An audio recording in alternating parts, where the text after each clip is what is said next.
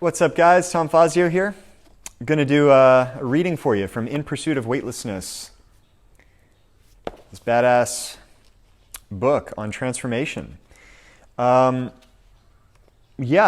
reading is, I think this is probably one of my favorite chapters in the book. I think it's one of the most immediately implementable chapters in the book. It contains some pretty essential and gritty elements of strength and transformation. And it is laid out over the story of Michael, one of my trainees and certainly best friends after the fact. And this is his 6-week transformation story. Now, he's one of many people that I put through a process like this back in Shanghai at Enso Temple, my training studio. And he had an extraordinary transformation. I will just say ahead of time that he was coming from a detrained state. So if somebody with any experience listens to this, you'll know that these do sound like extraordinary results. They were extraordinary results. It was one of the most visible transformations that I've seen as a coach. And it was truly awesome. And I wish that I had the old footage of him. I had footage of him before and after on these. And he came in rather detrained and slender. And 6 weeks later, he looked like he had the build of a rugby player. He was much, much thicker, vascular. He gained a lot of muscle and got leaner in the process. And he was one of those few guys. People underestimate the power of staying the course and following a prescription. We think that we can compromise on certain things, that we know better, or that certain compromises are not really going to impact the results, or I'll still get maybe 80% of the way. Michael is one of those guys that when he has said he would do something, he means it 100%. And while a lot of people say they're going to do things 100%, from my experience, most people compromise, and the compromises tend to be a little bit more significant than we anticipate. He did not, and I think his results reflect that. So, this chapter 4 in book 2 of Weightlessness. Book 2 is Enso Temple, which deals with confidential case studies from the trenches of physical transformation, health, and rehab.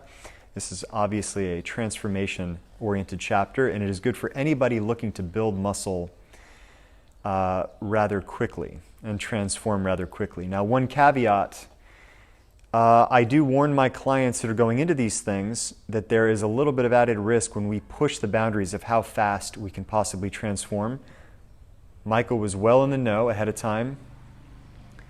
He was clear on the risks, and we did this knowingly with obviously enough feedback between the two of us that if I saw any signs or symptoms of overtraining, tendinitis which can crop up, muscular fatigue or overall fatigue that was setting in, things like this, we would need to back off pretty rapidly. But it didn't, and it worked out well. So with that caveat, I will get into chapter 4 of book 2, From Businessman to Beast. This is from the Strength Files. Once in a while, a project comes along that allows me to ride the line between applied science and art that makes me love my job. Michael, proud beer-drinking Dane, CEO of Industreams, and the only other dedicated member of the Shanghai Dice Club, with its noble commitment to furthering mindfulness, randomness, and anti-fragility over beer-filled conversations and challenging dice challenges, visited Enso with a very clear objective. And there's more on the Dice Club in Book 3 of Weightlessness. I'll give you 1 hour a week for 6 weeks to transform my body and teach me everything I need to know about fitness for the rest of my life. I'll do anything I need to do on my own to supplement or complement my time with you. Now, this is something I've heard more times than I can count. The majority of prospective clients start a program with a confidence that has no rational foundation.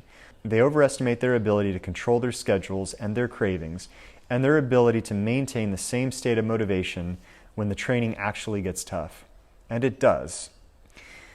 They're used to controlling their environments that fall into their domains, and become increasingly easier as they dissect, understand, and manage. But fitness, my friends, at least transformative fitness, does not get any easier with time. It's a constant uphill battle that requires continuous adaptation for survival.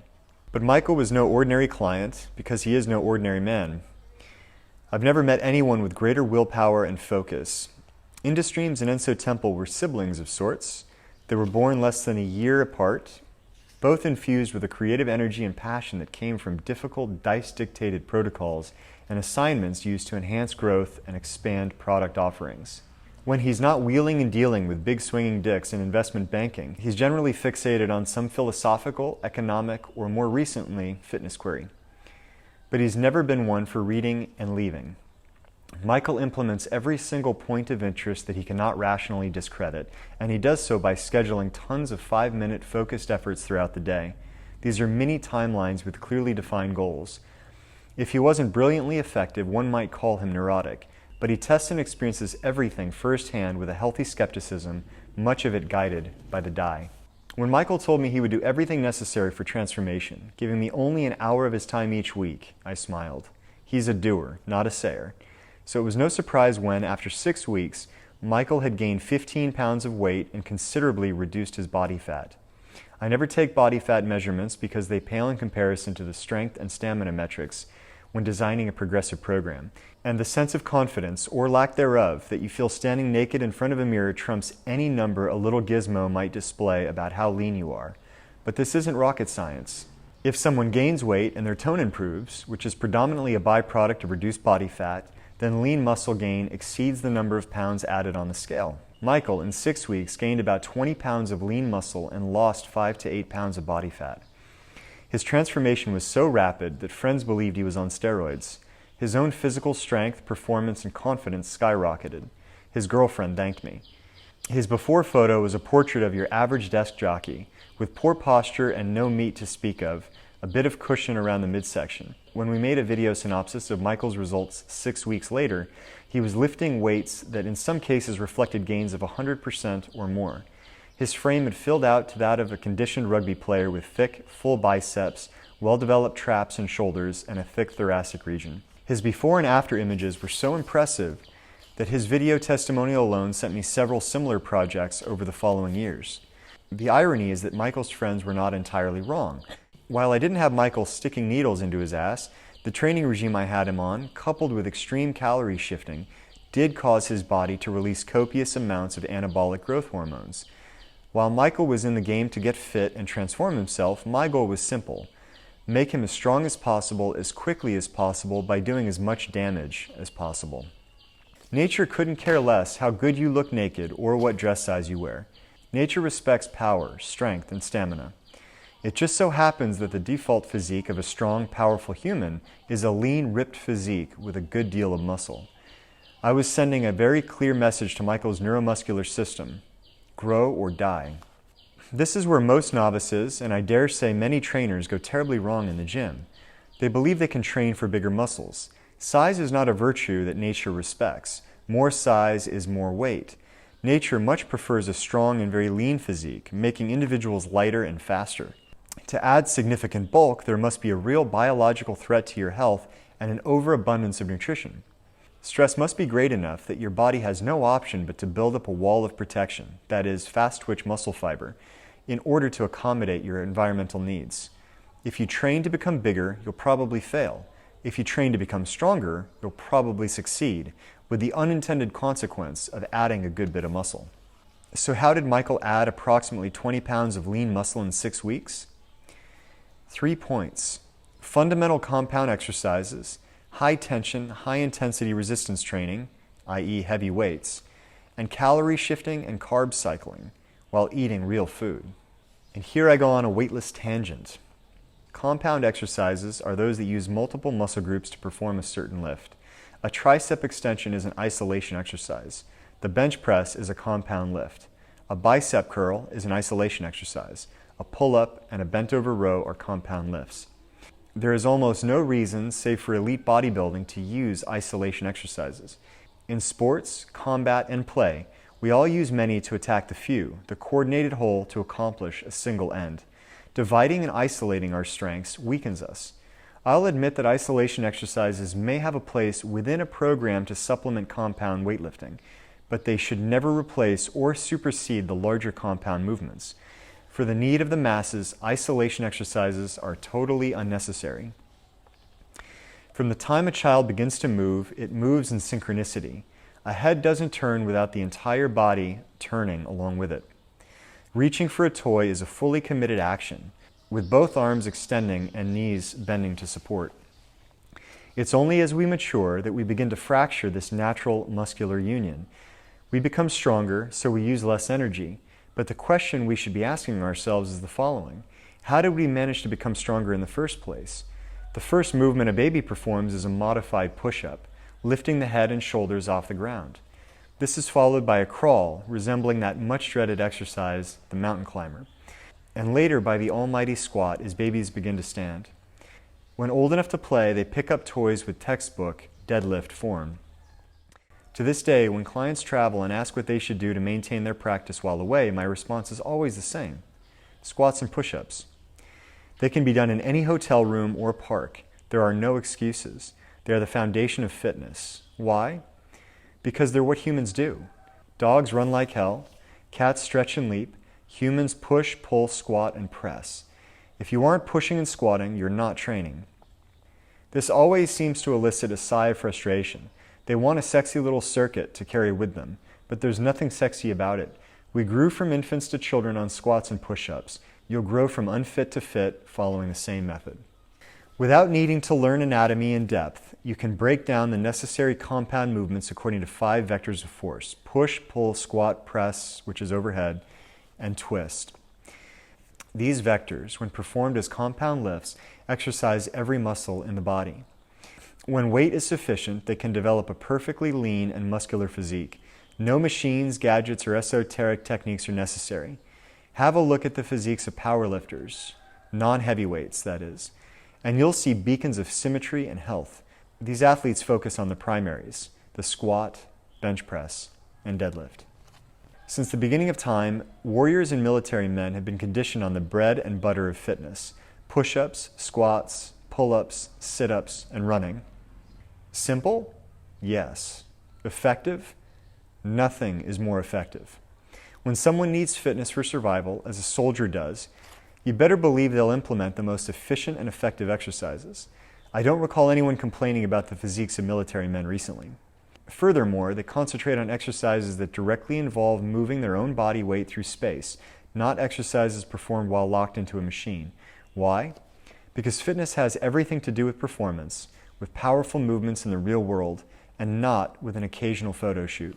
To make it even simpler, only one exercise in each vector, assuming the weights used are heavy enough, is sufficient for complete muscular development. You don't need 3 or 4 different exercises per vector. You can pick one from each of the following lists. For the push vector, we have push-ups, bench press, incline press, and dips. For the pull vector, we've got pull-ups, bent over rows, high pulls, and shrugs. For the squat vector, we've got squats, deadlift, and lunges. For the press vector, we've got shoulder press, and one might also consider high pulls or upward rows. For the twist vector, we've got plank, crunches, oblique crunches, supported decline twists. And I will just add in, many are possible under that vector, but these are enough to hit the core and load it with weight. After Michael's first session, he looked like absolute shit. He was trembling, unstable, and weak. Destroyed. The first session contained only 3 lifts: the dumbbell chest press, the deadlift, and the shoulder press. Each exercise was performed for 4 to 5 sets to failure, with repetitions ranging from 3 to 15, depending on his level of fatigue. Every effort was 100% to failure. He rested and repeated. Following our session, he went for a large bowl of pasta and chicken, followed 2 hours later by a large plate of meat and veg. He had 2 full dinners in the course of 4 hours, and more than 60% of his daily caloric needs in that same period of time. We sent every signal to his nervous system that his current physique was inadequate to handle the stresses of his environment. In providing an immediate carbohydrate meal, his glycogen stores were quickly replenished and his insulin spiked, increasing his cellular receptivity for recuperative nutrients. 2 hours later, he received all the nutrients he needed to reconstruct damaged tissue with mixed vegetables and lean meat. He consumed no juices or powders. He ate real food when his body needed it the most. Michael couldn't walk or move well for the following 3 days. He cursed and condemned me via text messages. But he kept his word and finished 2 short supplementary workouts before I saw him next, each consisting of less than 15 minutes of high-intensity body weight circuits focusing on push-ups, jump lunges or squats, and mountain climbers. You avid gym goers out there may be wondering why there isn't any core work. The reason is simple. Core work is bullshit. The venerators of the esteemed core have grown into a cult of modern mystics. Few can explain what the core actually is, even fewer can explain what it does. But everyone thinks they have a weak one due to muffin tops squishing out over their beltline. And another weightless tangent. Let's demystify the core a bit. The muscles of your midsection, most notably the abdominals, the internal and external obliques, and the muscles of the lower back, have one coordinated function: to stabilize movement. Without the core, no complex motor movements are possible. As such, it's always working. When you're doing a push-up, what do you think keeps your hips and thighs off the ground? Your core. When you're performing a squat with weight on your back or held in your hands, what do you think keeps your upper body from collapsing under the weight? Your core. When you're pressing heavy weight above your head, what keeps your spine from twisting and collapsing under you? Yep, still the core. It's the most overrated region of the body to train and the least understood. My clients constantly tell me they have a weak core and ask if we can spend more time on it. When I ask why, they point to belly fat. At this point, we have a gentle heart-to-heart on the differences between fat and muscle and how they are diametrically opposed in form and function. One can have a very strong core and still look very soft on the outside. Pudge is fat, energy stored as a result of the overconsumption of certain foods and poor nutrition selection. It has nothing to do with strength or stability. If someone is capable of holding a plank for a minute or more with no lower back pain, their core strength is sufficient to prevent injury through general mobility and body weight exercises. Period. Compared to most trainers, I give very little direct attention to the core. However, my method of training constantly calls on the muscles of the core to act as they are intended, namely, to stabilize complex movement. It isn't until weeks into a program, once my clients begin to develop a trim waistline and a lean, toned midsection, that they stop asking for more core work. The way I teach people, using their bodies to push, pull, and control their own weight through resistance training and a variety of short, intense cardiovascular exercises, provides indirect but highly effective core work.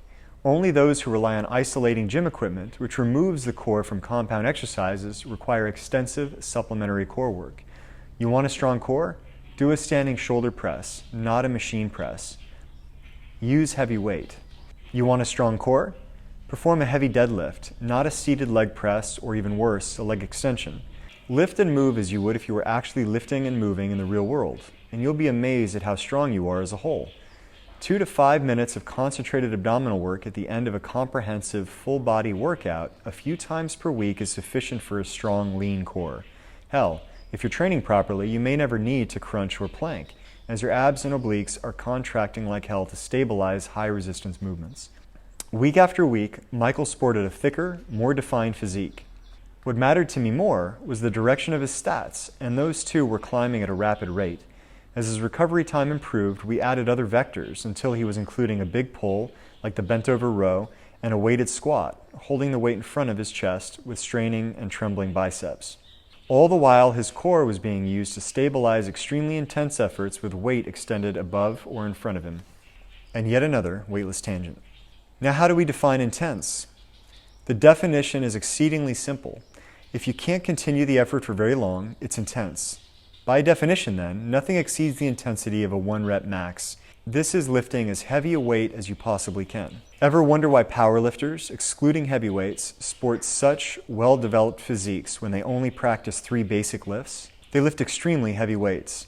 The muscle fibers that grow larger from stress, fast-twitch muscle fibers, are targeted with heavy weights. Slow-twitch muscle fibers are responsible for walking, jogging, reading, writing, and playing mahjong. They don't have the growth potential of fast-twitch fibers. But fast-twitch fibers need a reason to grow. They are only called into action and recruited to perform their duty when slow-twitch fibers are insufficient to complete an effort. Therefore, the amount of weight lifted and the intensity of the exercise are directly related to fast-twitch muscle fiber recruitment, damage, and subsequent muscular hypertrophy or adaptation. If you can't safely lift to your maximum muscular potential with certain muscle groups, Time under tension becomes an increasingly important factor. I had Michael perform his lifts with a slow cadence, where the eccentric, or the stretching, and concentric, shortening, phases of the lift lasted about 5 seconds each. When newbies enter the gym, they get so excited to pump iron that they throw weight around like a toddler on the playground. But momentum is the enemy of strength. A fast, explosive muscle requires some ballistic training, but the strength required for fast, explosive movement is best trained under sustained tension, which may include a static contraction with no movement whatsoever. Our primitive ancestors were incredibly strong. Do you think they did repetitions of exercises? For what? What's a rep? When you need to lift, move, or chop, you hold, stabilize, and move the object as quickly as possible. If I ask you to move a boulder, you'll find a way to jockey it up to your chest, squeeze with your arms, and deliver it to its destination post-haste. All the while, you'll be fighting the insane burn in your biceps and upper back. You won't lift and curl, release and repeat, checking yourself out in the mirror looking for perfect form. You'll fight to complete the assignment, and you'll rest fully. If you were hunting, you wouldn't jog lightly for extended periods of time and then, when the clock dictates, slash repeatedly into fine sets and reps. You would walk leisurely until you corner your prey, which seems to be the preferred method of hunting in hunter-gatherer societies, conserving as much energy as possible for the kill. You would approach quietly, and in one all-out burst you would sprint and stab the creature until its life was extinguished. Then you would commune for Friday night dice club over prehistoric burgers and beer. Intensity and tension are required for both strength and power. With every set, Michael's muscle fibers were screaming for release. His face was straining, his body shaking, his voice occasionally growling. He held nothing back. Week after week, his numbers went up. Most novices make the mistake of linking soreness or fatigue with a productive workout. That's generally because at the beginning of any program, these are coincidental sensations. Most people can't walk after the first session. Some people puke, and they realize rapid growth. But after you're somewhat conditioned, feelings of exhaustion and delayed onset muscle soreness begin to wane. But trainees still chase the sensation of feeling like they've been hit by a train because they believe that's what training is all about. Pain means gain. It doesn't necessarily. In the beginning, pain accompanies gain. As you become increasingly conditioned, soreness and fatigue become non-indicators of progress, although they may and often do accompany productive work. The only factors that indicate progress are strength gains, defined by the ability to perform more work, and power gains, defined by the ability to perform more work in the same or shorter period of time.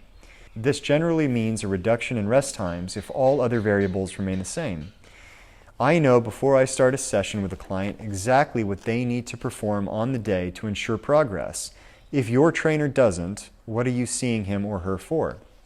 The caveat is that sometimes clients finish a day's session reaching all targets and feel that they have more energy and want to do a bit more work. They are indeed stronger. They've adapted. But the key to intelligent training is not to use your feelings of strength and weakness as factors to determine intensity, but rather use your numbers. If you've lifted more than last week or performed more sets of a high-intensity cardiovascular exercise, regardless of how you feel, you've done enough to elicit growth or stimulate fat loss. This is a gift. Take it. Go home. Rest. Let your body grow and recover without pushing it more today and eating into limited energy reserves. Doing so won't lead to additional growth. It will merely make you need longer rest and more recovery time. The master enters the gym, knows his objectives, does his job, and goes home. No more, no less. The novice does as much as possible for as long as possible and goes home feeling exhausted, maybe feeling like shit. He crosses his fingers and hopes. The master grinds out his results, patiently adding to his numbers week after week the way a professional poker player grinds out his winnings. He rarely goes all in and risks everything because long-term health and strength are his priorities. Staying in the game trumps the big win on any single day. Nearly 2 years since Michael's rapid body transformation, he's not only maintained his physique, but has established a tremendous base of strength. He no longer needs my assistance with his fitness objectives. He's become an independent, expert fitness enthusiast. At present, I'm only responsible for his martial arts development on Friday afternoons before the Dice Club's weekly burger and beer sessions. And a final weightless tangent. In the beginning, every push-up and squat is an act of all-out effort, requiring full concentration and maximum strength. After a while, children grow and begin to play, incorporating many push-ups and squats over the course of the day. There's no way around it. For a baby, every movement is a power lift. After they become stronger, those movements become anaerobic strength endurance exercises as 2, 3, 4, or more steps become a walk. A while later, these movements enter the realm of aerobic exercise as the child plays for hours on end. But let's not look only at the result. Let's examine the fascinating stage when 1 becomes 2, becomes 3, but not 4. Let's examine the realm of strength and power training exhibited by our younger natural selves. As children, we rarely lift, squat, or push to failure because it means we can't do more of it. We play a bit, rest a bit, play a bit, rest a bit, rarely extending our activity into the realm of extreme discomfort or exhaustion. Through this process, children become incredibly strong despite a lack of structure and the drive to train until they get sick. Russian powerlifters employed a similar method for decades. They would perform heavy, maximum effort lifts for the same muscle groups up to 10 times per week. They created an environment that required certain strengths and skills for survival. Children are not under such pressures. They're driven mostly by curiosity, but both are examples of adaptation to environmental stressors. Michael now sticks to the basics, the deadlift, the bench press, and the shoulder press. He hits each lift a few times a week and lifts quite heavy during at least 2 of those sessions, tapering down on the 3rd to provide active recovery. He works week to week to push his 3 and 5 rep maxes to new heights and rarely trains with high volume to failure. He's only gotten stronger since his transformation, and his physique has acquired a sinewy taper that gives a thick, lean, and raw impression. He just looks strong. He fuels his sustained growth with a paleo-esque diet of fish and meat, varied raw or cooked veggies, nuts, and the occasional piece of fruit. Grains and sugars are nearly non-existent for him unless he's visiting his in-laws in the countryside of Chengdu. Beer and whiskey are consumed for business purposes, of course. And a weightless footnote for this chapter. Strength training should be undertaken with the priorities of improving the contractile force and myofiber density of muscle and increasing the strength of tendons and connective tissues. To accomplish this, heavy weight training is necessary with sets of heavy 3 to 5 rep maxes at least some of the time. Lifting in sets where repetitions exceed 8 puts you in the bodybuilding category, and you'll stand a greater chance of increasing the sarcoplasmic density of muscle cells, the non-contractile muscle cell fluid that stores energy for high-volume work. This might be a fine early-stage conditioning or rehabilitation rep range, but once conditioned, you should diversify with heavier training. If one is very committed to the path of weightlessness, most adaptations to strength and physique enhancements can be accomplished with 5 reps or fewer per set, 5 sets per vector. How many vectors you can train per day depends on your overall conditioning. As we discussed, the stronger you are, the greater your potential for intense exertions. As such, as you become stronger, you'll have to reduce, not increase, the number of vectors trained per day. Each vector should be trained in some form 2 times per week. This training protocol ensures the greatest strength increase relative to size. Your strength to weight ratio has a direct bearing on the speed at which you can move, as well as the perception of difficulty within that movement. Being very strong without being exceedingly heavy is a defining trait of the weightless person. End of chapter. So if this excerpt from In Pursuit of Weightlessness, a rogue trainer's secrets to transforming the body, unburdening the mind, and living a passion-filled life has resonated with you, and you would like to read more or start a transformation journey of your own, you can pick up a copy of this on Amazon. I've got the link down in the description, along with the other 2 books in the Weightless Trilogy, if you so desire. I recommend this book for anybody interested in mind-body development or peak performance. It is a gritty, no-nonsense approach based in real-world experiences and science-based. It is not your run-of-the-mill self-help type of content. And over the years, one of the reasons I've decided to go and read a few chapters is because over the years I've gotten several emails from people that have told me the book has changed their lives and have given them insights and tools that they needed to move forward.